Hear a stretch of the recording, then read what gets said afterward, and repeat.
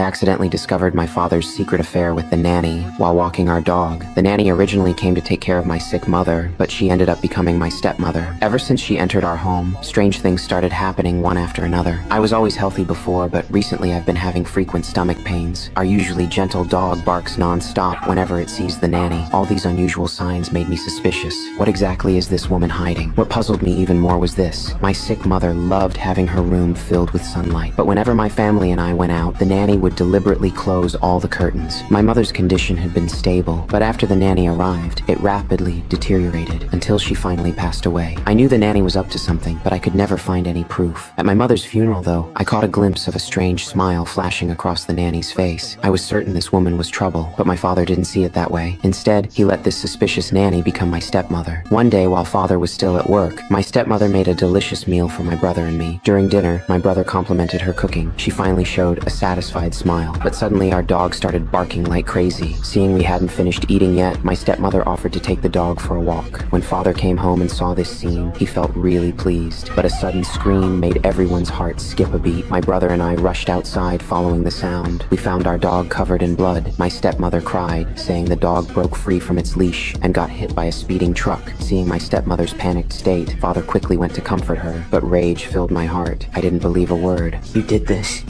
You killed him. Wait, that's enough. Like you killed my mom. Danny, no. Shut up! I finally voiced my suspicions, but before father could stop me, my stomach started hurting severely again. The pain brought me to my knees. They rushed me to the hospital for a complete examination, but the doctors couldn't find anything wrong. Still, I was convinced my stepmother was secretly poisoning me. Father dismissed it completely, thinking I was just paranoid all the time. He said I was acting just like my late uncle who had schizophrenia. That put a weight on my mind. The next day, I searched online for symptoms of schizophrenia, but I didn't feel like anything was wrong with me. I was even more convinced the problem was my stepmother. The next morning, my stepmother brought me a steaming bowl of oatmeal. I sniffed it suspiciously, detecting a strange smell, so I secretly poured the oatmeal into my pencil case and called my friend to meet up. I was planning something important. Then I pretended to finish the oatmeal, grabbed my backpack, and got ready to leave. Where are you going?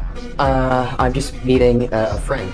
That's when my stepmother noticed my backpack was wet on the outside. I quickly said my water bottle was leaking and hurried out the door. My stepmother stared at the white spots on the floor, her face oddly calm. Meanwhile, I met up with my friend, begging him to lend me $300 to test if there was poison in the oatmeal. But my friend didn't understand either, thinking I was just paranoid because I'd lost my mother. In my frustration, I tried to show him the oatmeal, but accidentally spilled the evidence. Anger made me yell at my friend. He got scared and ran away. I went home trying to stay calm. During dinner with the family, father kept praising my stepmother's cooking, but I was convinced my food was poisoned, so I asked to eat the steak from father's plate. My stepmother's expression changed immediately. She said medium rare steak wasn't good for kids, but I insisted on having it. My stepmother finally exploded, saying she couldn't stand me constantly picking fights. Father tried to calm everyone down, but I wasn't listening. I still believed the steak was poisoned. I put the steak in a bag to get it tested. Father tried to stop me. Stop! Look at me! Stop!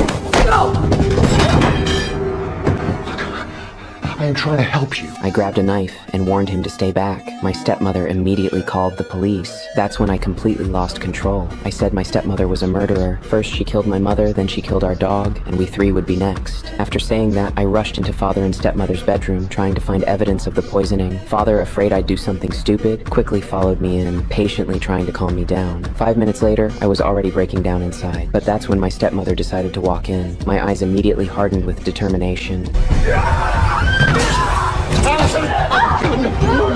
The police arrived just in time to restrain me. That's what finally made me calm down completely. I realized I'd fallen into my stepmother's trap, but it was all too late. I was criminally detained for hurting my stepmother. Even though I was under 18, I still had to face legal consequences. Father had to hire a top lawyer to defend me, but there was no evidence my stepmother did anything wrong. The lawyer could only suggest I plead insanity. That was the only way to avoid punishment. But I stuck to what I believed and firmly rejected the lawyer's suggestion. That's when my brother walked in, tears streaming down his face, begging me to accept reality.